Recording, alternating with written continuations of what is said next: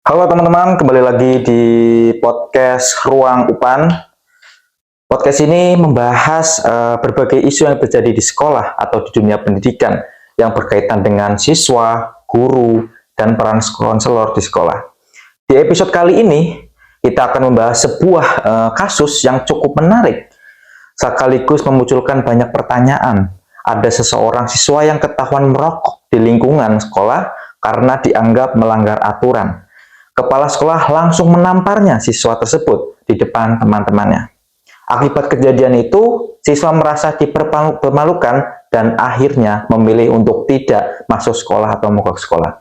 Mungkin teman-teman sudah mendengarkan atau sudah melihat edaran-edaran berita tentang kasus seperti ini. Jadi emang banyak sekali kasus seperti ini yang terjadi di sekolah-sekolah di Indonesia.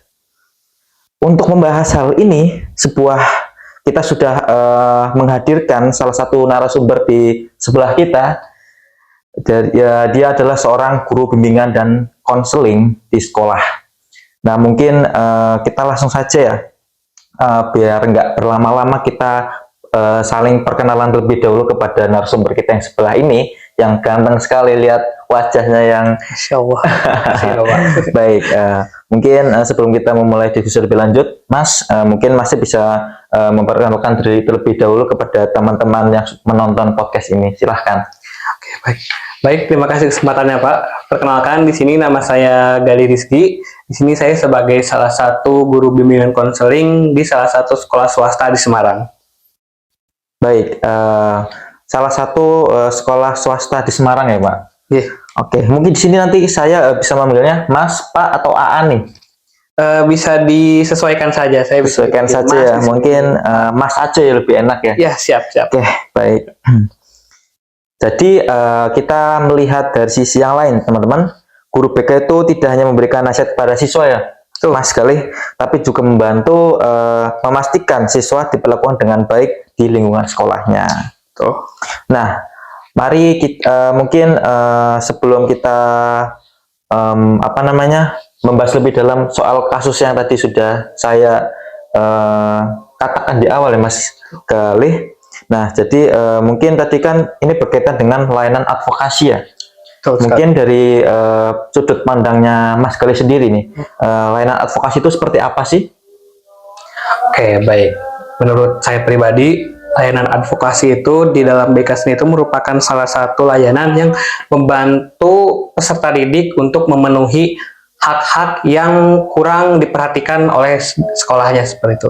Karena salah satu fungsi dari layanan advokasi sendiri itu adalah untuk membantu hak-hak dari siswa-siswa, tidak memandang apapun ras, suku, agama, ataupun status sosial, karena mereka semua itu memiliki kesetaraan atau memiliki perlakuan hak-hak yang adil seperti itu.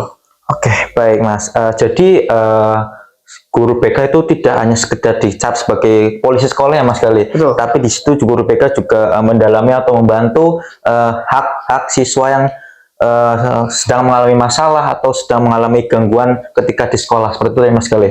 Betul sekali.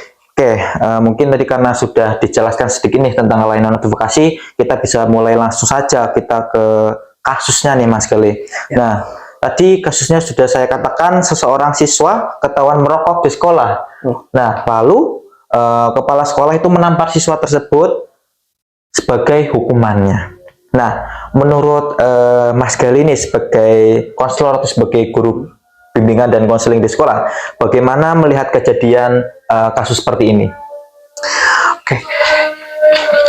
Kalau atau jika dilihat dari sisi aturan sekolah, memang merokok di lingkungan sekolah sendiri itu merupakan salah satu pelanggaran.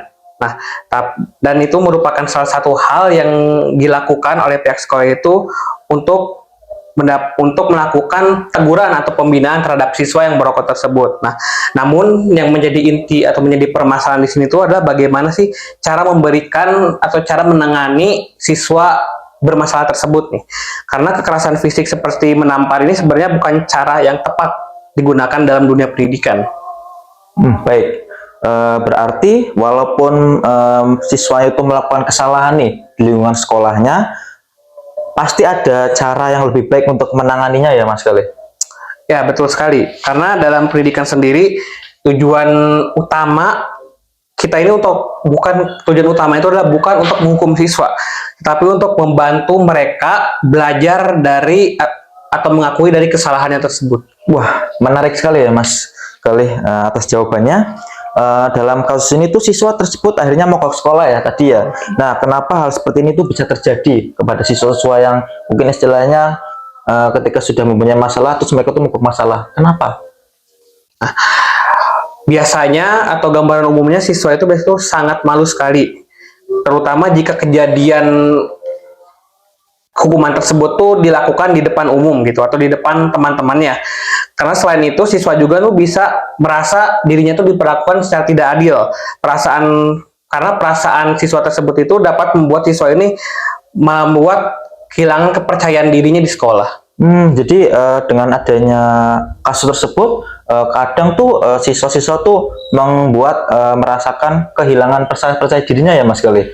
Jadi mereka tidak percaya diri karena dia sudah dipermalukan oleh kepala sekolahnya di depan karena sudah ditampar dan sebagainya, dan akhirnya siswa tersebut tuh mogok sekolah. Jadi tidak mau berangkat karena malu dan sebagainya ya. Faktor-faktor yang lain seperti itu.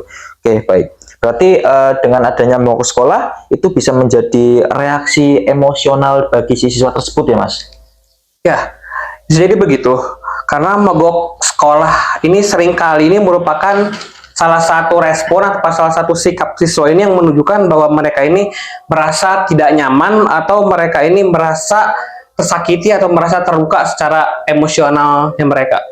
Wah, ternyata cukup menakutkan ya bagi emosional siswa-siswa yang terkena dampaknya seperti itu ya Mas Galih. Padahal kalau masalah ini tidak segera ditangani ya Mas Galih, dampaknya itu pasti lebih besar lagi ya untuk kedepannya ya. Ya, benar sekali. Karena siswa ini karena dia merasa dirinya kehilangan percaya diri, kemudian merasa dia terluka secara emosional, siswa ini bisa untuk kehilangan motivasi belajarnya, dan juga dia tuh bisa merasa takut loh hanya untuk datang ke sekolah, bahkan nantinya tuh bisa menghambat atau bisa menimbulkan permasalahan perkembangan mental di usia perkembangannya. Wah, sangat menarik sekali ya Mas Galih. Jadi disinilah peran konselor atau peran guru bimbingan dan konseling itu menjadi sangat penting ya ketika ada beberapa siswa yang sedang mengalami masalah dan masalah itu cukup berat bagi siswa tersebut. Nah, jika nih kita bayangkan Mas Galih berada di sekolah tersebut. Nah, apa yang akan dilakukan oleh Mas Galih seperti itu? Oke, jika yang akan saya lakukan ya, baik. Langkah yang akan saya lakukan pertama itu mungkin saya akan mencoba untuk berbicara langsung kepada siswa tersebut, dan di sini konselor atau guru BK di sini perlu nih untuk mendengarkan cerita, dan perlu juga yang ditekankan di sini adalah untuk memahami apa yang siswa tersebut rasakan meskipun siswa tersebut melakukan kesalahan seperti itu. Jadi apa namanya, tidak sekedar siswanya untuk bercerita ya Mas Galih, tetapi Mas Galih itu memberikan ruang aman, ruang nyaman bagi siswa tersebut agar siswa tersebut berceritanya dengan leluasa kepada Mas Galih seperti itu ya Mas? Ya, betul sekali Mas. Karena terkadang kebanyakan siswa ini hanya butuh didengarkan aja nih, agar perasaannya ini bisa lebih tenang. Dan kemudian langkah keduanya adalah bisa untuk berkomunikasi dengan pihak sekolah, termasuk kepala sekolah dan guru-guru lainnya. Menarik. Berarti di sini tugasnya Mas Galih sebagai guru BK atau sebagai konselor di sekolah ya Mas, itu berarti nanti sebagai mediator ya atau sebagai penengah untuk mencari solusi bersama dari pihak kepala sekolah dan pihak siswa tersebut, seperti itu? Ya, di sini konselor atau guru BK di sini bisa berperan sebagai mediator antara siswa yang bermasalah dengan pihak sekolah nih, sebagai pihak yang memegang aturan, agar masalah ini tuh dapat diselesaikan secara baik seperti itu. Oke, baik Mas Galih. Tadi kan kita sudah banyak membahas nih soal bagaimana kasus itu terjadi dan sebagainya. Nah, kalau semisal nih Mas Galih, kasus tersebut sudah selesai nih, sudah melakukan mediator atau mediasi berbagai pihak yang terkait. Nah, apakah nantinya siswa itu akan dibina juga karena siswa tersebut tuh sudah pernah merokok di sekolah seperti itu? Ya, baik. Pembinaan ini tentu saja ya, pembinaan ini dapat dilakukan. Nah, di sini konselor atau guru BK ini bisa untuk memberikan konseling tentang dampak merokok, seperti membantu siswa ini dan juga di sini tuh membantu siswa untuk memahami kenapa aturan sekolah itu perlu untuk dipatuhi gitu, karena ya siswa tersebut tuh melanggar peraturan merokok di sekolah, yang dimana merokok di sekolah itu merupakan salah satu hal yang dilarang gitu di sekolah ini. Oh, baik. Berarti dilakukannya sesi konseling ya, Mas Kelly. Ya. Dan diberikan istilahnya aturan-aturan atau agar siswa tuh bisa paham kalau merokok itu tidak baik di sekolah dan sebagainya gitu, Mas Kelly. Nah, menurut sudut pandang Mas Kelly sendiri nih, apa yang seharusnya dilakukan oleh sekolah agar kasus seperti ini itu tidak terjadi lagi seperti itu? Oke, baik. Nah, di sini sekolah sebagai pihak atau sebagai pemegang aturan di sini tuh biasanya tuh bisa untuk atau sebaiknya ini menggunakan pendekatan yang lebih edukatif. Contohnya seperti memberikan pembinaan kepada siswa, di mana pembinaan ini sangat penting apalagi bagi siswa yang melakukan atau siswa yang bermasalah. Kemudian siswa ini bisa melakukan konseling nih agar nantinya siswa ini bisa menjadi lebih baik ke depannya, dan juga di sini bisa memberikan sanksi. Sanksi di sini terus sanksi yang bersifat mendidik, bukan yang bersifat kekerasan atau yang bersifat menghukum, tetapi bersifat mendidik agar siswa tersebut dengan hukuman tersebut tuh bisa belajar nih. Tidak siswa tersebut menjadi lebih tersakiti, atau siswa tersebut dari hukuman tersebut malah dia bisa malah lebih melakukan beberapa masalah-masalah lainnya seperti itu. Wah, menarik sekali Mas Galih, ternyata mendalami seorang konselor dan seorang bimbingan konseling guru BK di sekolah seperti itu, Mas.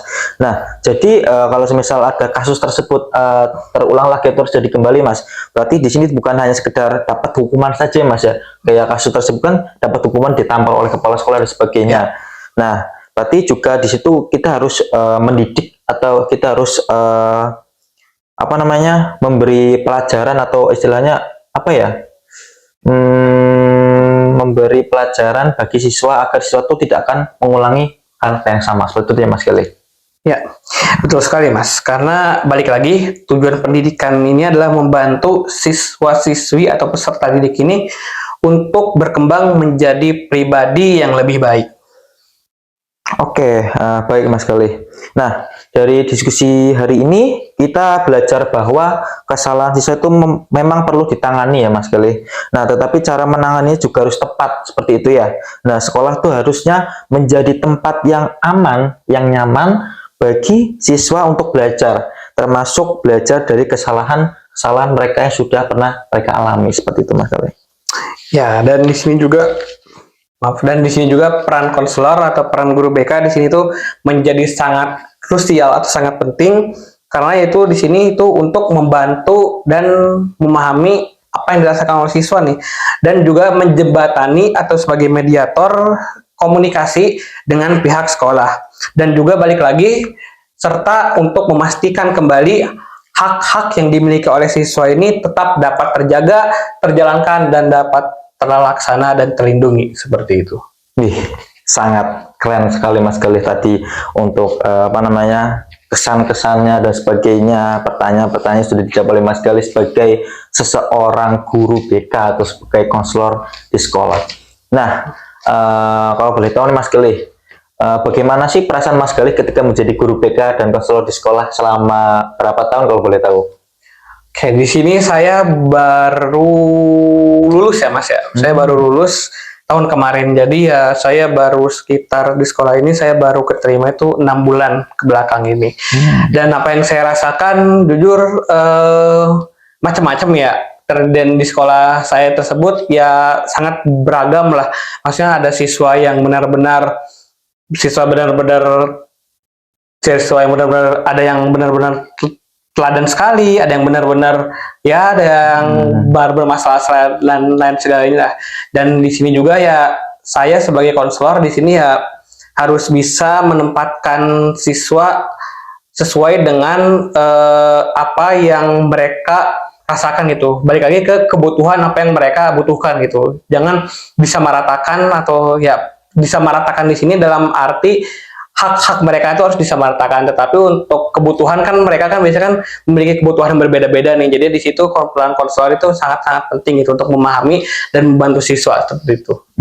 Oke, menarik sekali Mas tadi soal jawaban-jawabannya ya sebagai guru BK dan sebagainya.